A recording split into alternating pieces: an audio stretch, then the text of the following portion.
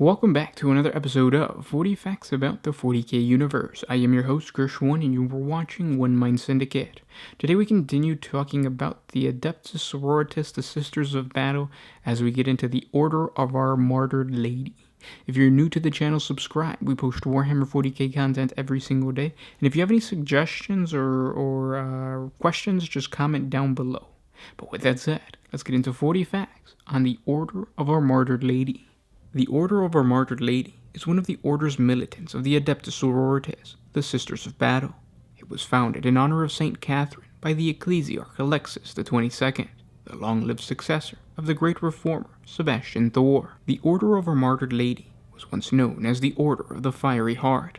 Like their fellow Adeptus Sororitas orders, the Sisters of the Fiery Heart could trace their origins back to the teachings of the Daughters of the Emperor during the Age of Apostasy. But soon, small variants began to manifest amongst the newly formed orders, as the personas of the different founders asserted themselves.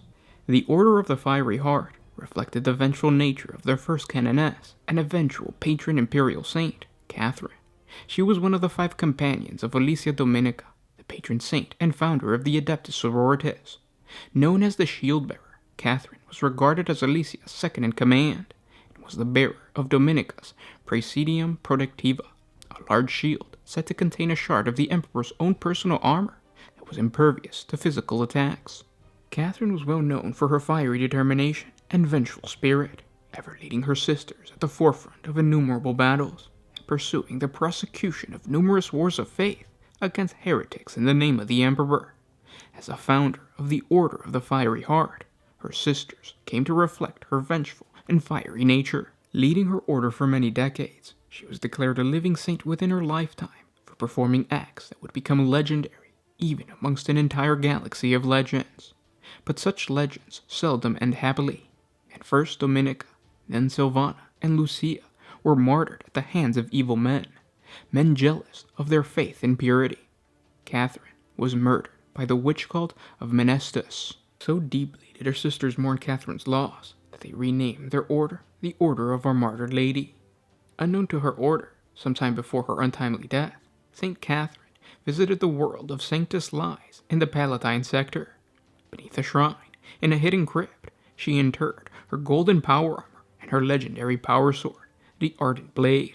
From death, Catherine appears to her Sisters of Battle as an avenging angel, standing upon a cloud and surrounded by a halo. She often bears a sword and a banner in reference to her symbolic role as bearer of Dominica's arm, as well as a shield representing Dominica's holy weapons. Since St. Catherine's death until the end of the Third War of Armageddon, the Order of our Martyred Lady wore black power armor with black vestments that possessed red linings. Imperial historians believe that the Order of our Martyred Lady was the first Imperial force to defend against the Necron force on the world in the Vidar sector, located in the eastern fringe, known as Sanctuary 101.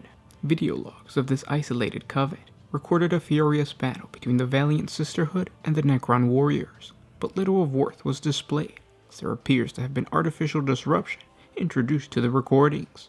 Subsequent investigation into the site of battle revealed nothing more than the mutilated corpses of the Adeptus Sororitas, eviscerated in a hideously surgical manner. Dubbed the Massacre at Sanctuary 101, this was the first concrete evidence of contact between mankind and the Necrons, although it ignored the many encounters that predate the slaughter of the Order of our Martyred Lady. Those encounters went entirely unremarked because no one survived to make note. Nevertheless, the Order of our Martyred Lady survived and continued to purge the galaxy in the name of the Holy Emperor. Throughout the Order's servitude rose legendary Sisters of Battle, such as the Frail Stern. Known as the Thriceborn, the Frail Stern had been promised by her parents before her birth to the Adeptus Sororitas. She was predestined to acquire special psychic abilities that far surpassed those of any ordinary psyker. The Archdruid Abbot of the school submitted the young Frail for induction within the sisterhood and was accepted by Sister Patricia from the Order of the Holy Seal. The novice Stern excelled at her new monastic duties as a battle sister in training. She eventually completed her training, and along with 500 other novices, took her sacred oath of adherence at the Ecclesiarchal Palace on Terra. Sister Stern was then chosen to become a member of the Order of our Martyred Lady. Shortly after her induction into the Order, She was sent to the ecclesiarchal cardinal world of Ophelia 7. While stationed there, her exemplary service record helped elevate her to the esteemed rank of the Order's Seraphim within record time.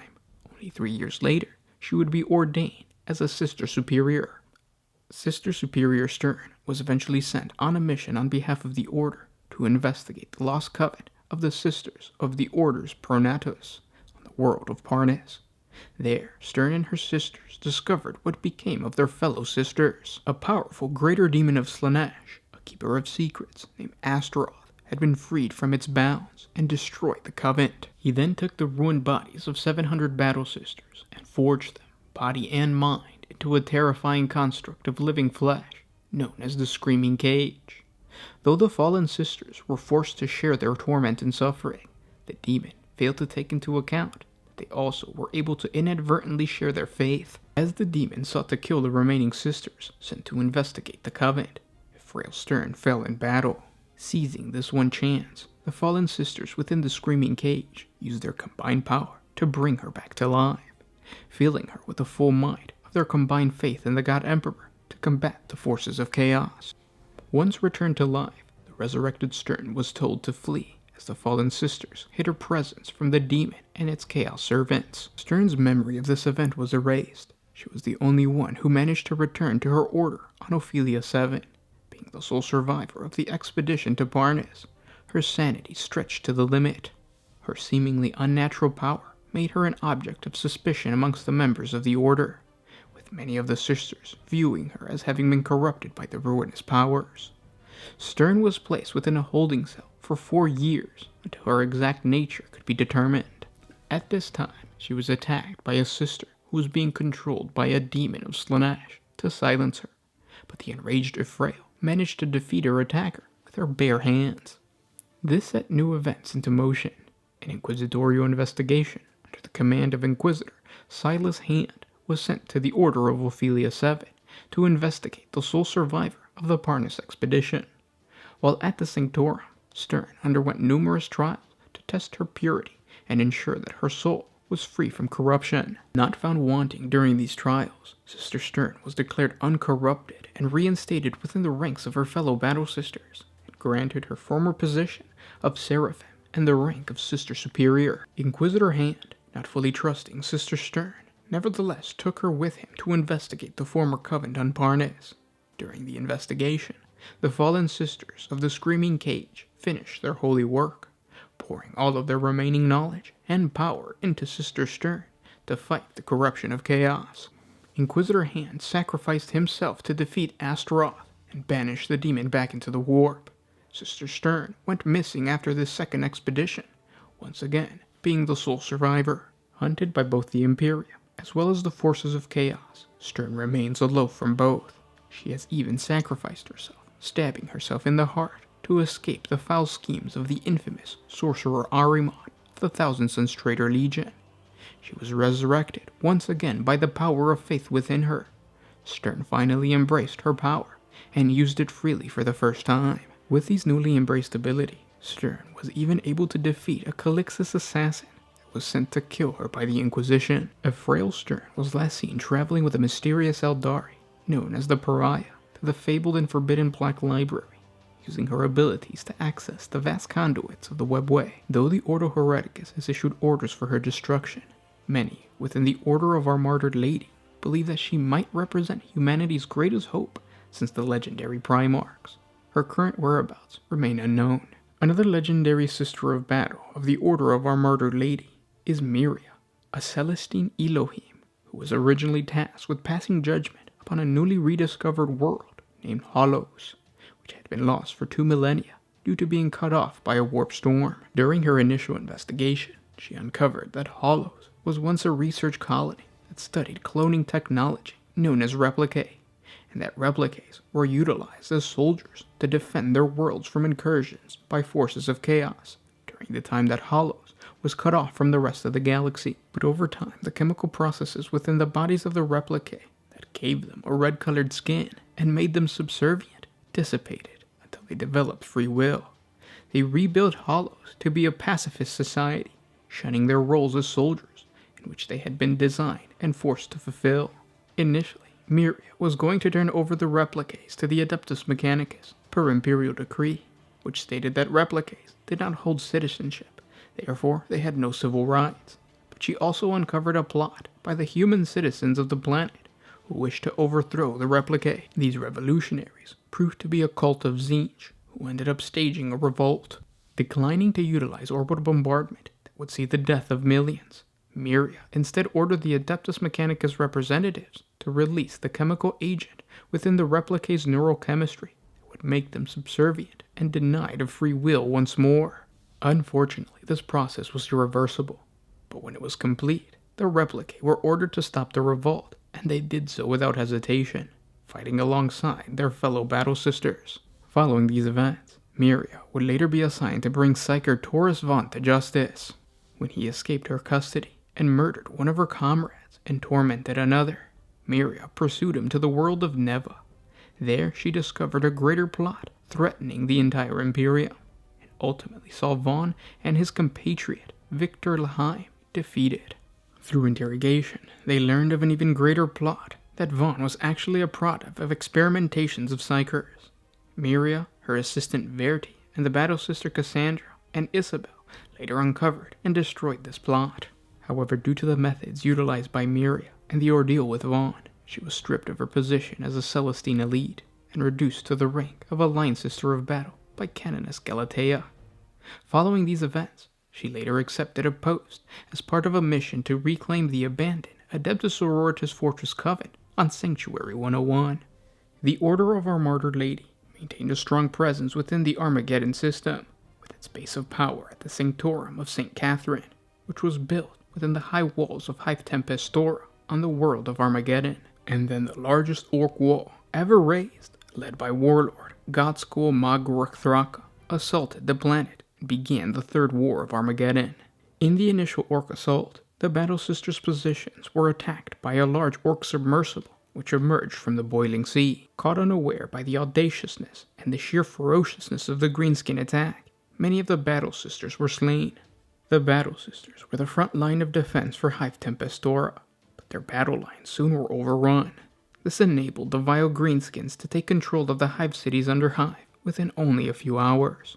With each successive wave of orc attacks, the Sisters were continuously pushed back, until finally they found themselves with their backs to the great armored doors of their Sanctorum. It was there that the Battle Sisters made their final heroic stand against the encroaching orc hordes. This day became one of the darkest within the Order's history, as their battle lines crumbled and they were scattered. Those few sisters that survived the final assault attempted to form their lines again, but were cut down by the massive green tide of orcs. After an hour of savage fighting, no humans were left alive, as the vile orcs took Hive Tempestora and the Sanctorum.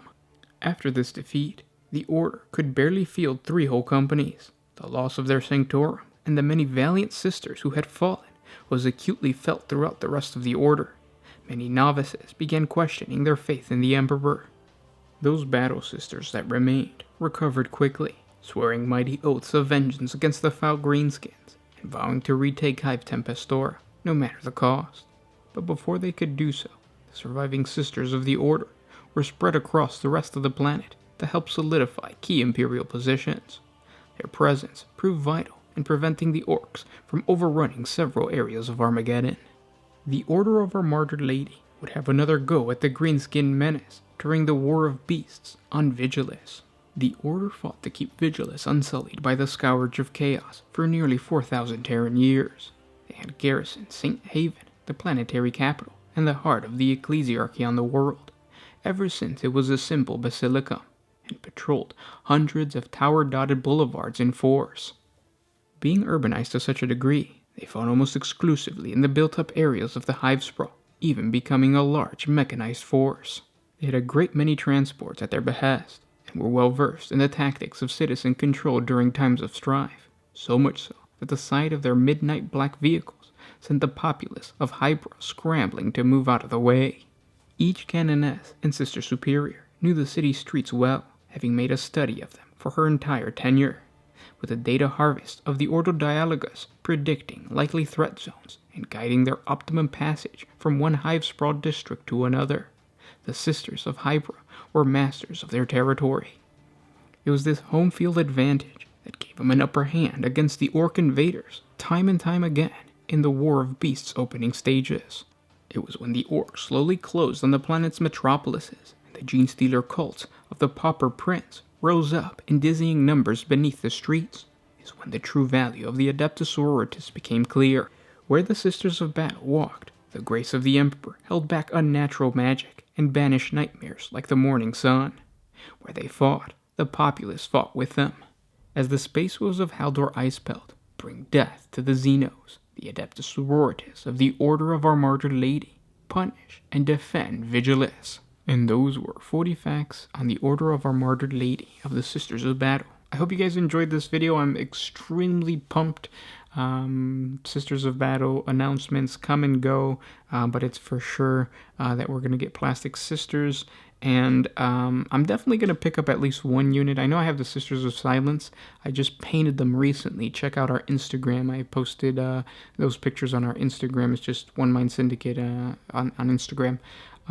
So once the Sisters of Battle come out, I definitely want to create my own little either unit or maybe even faction to fight with the Inquisition faction that I'm building. So it's going to be a lot of fun. If you guys have any other suggestions for other topics of Warhammer 40k, please comment down below. Any specific battles you guys want us to talk about, anything you guys want us to redo, let us know down in the comments section below. If you enjoy our content and you want to see more, jump on over to Patreon. A simple $1 a month helps us create more videos for you guys. If you can't support us on Patreon, we understand. Simply by liking, commenting, and sharing, it helps out the channel. But it is our patrons that allow us to make these longer videos.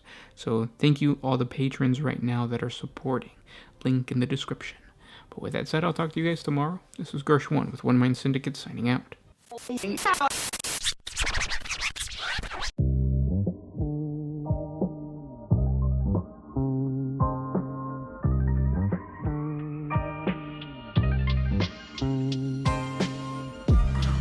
if you took my freedom back.